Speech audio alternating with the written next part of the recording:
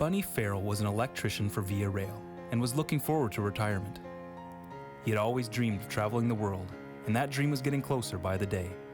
That is, until a routine checkup changed everything. 1993, I was diagnosed with prostate cancer. I thought that was the end of my life, you know.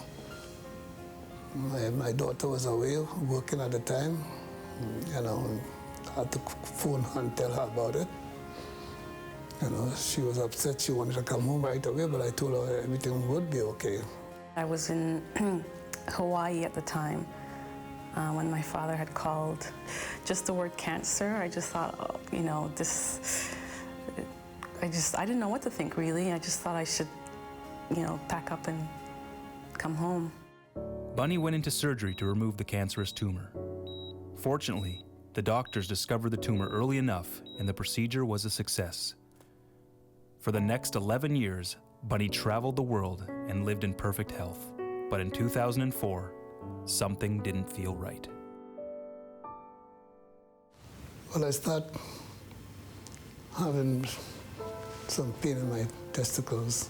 So when I had the appointment, the oncologist, he checked my PSA and then he did a biopsy and he said, well, the cancer is back. I had already lost my mother to cancer, and I just thought, you know, this can't happen again. Doctors tried a new aggressive form of treatment, but nothing seemed to work. The cancer was back with a vengeance, and Bunny was in a fight for his life. The doctors didn't think I had much chance, much hope after the chemo. My PSA started rising higher and higher all the time. Like the normal PSA reading is supposed to be about 2. The last reading I had was 4,000. As Bunny's health quickly deteriorated, Denise was beginning a journey of faith. There were many questions, mainly about God's ability to heal.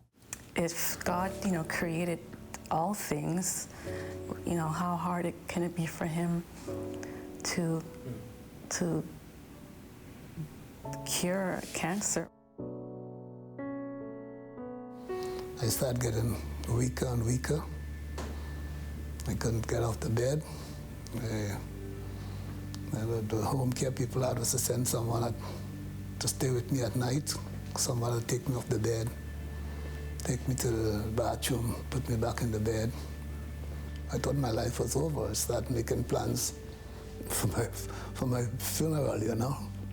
I saw someone who was helpless, like someone who was pretty much in the grave. By this time, Denise had become a believer and was attending church regularly. Her questions about God had been replaced by an unshakable faith. And that's when her pastor offered to visit Bunny and pray. He was laying down on his recliner. That's the way I met him. I looked at him and I'm like, you don't even talk, because he had the tubes for the gas that was on his nose, I believe it was. And I said, don't even talk. It's okay, save your breath. And I'm just gonna pray for you.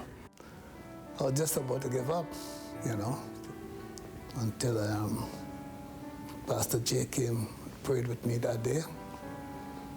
And he convinced me that I'll be okay. God was going to heal me, you know. He really gave me hope. Gradually, the days go by. I start feeling a little stronger.